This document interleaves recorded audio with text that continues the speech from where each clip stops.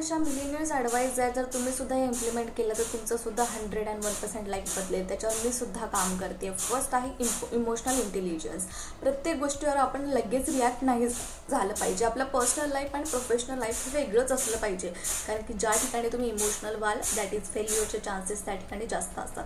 Second आहे lots of hard work. आपण ज्या फील्डमध्ये आहोत त्याच्यामध्ये मेहनत करणं गरजेचं आहे. जास्त शिकणं, समजून घेणं, नॉलेज गेन करणं, जितकं आपण करू तितका आपल्याला तो इझी रोड होऊन जातो.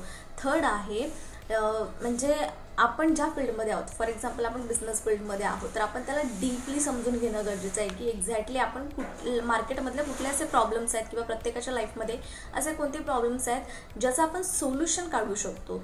त्या कस्टमरला अंडरस्टँड करणं किंवा त्या टॉपिकला, सब्जेक्टला समजून घेणं. जेव्हा याच्यावर काम करू आपण, त्यांच्या जागेवर राहून जेव्हा विचार करून आपण बिझनेस करू किंवा काम करू, तर ऑब्व्हियसली त्या फील्डमध्ये आपण नक्की सक्सेसफुल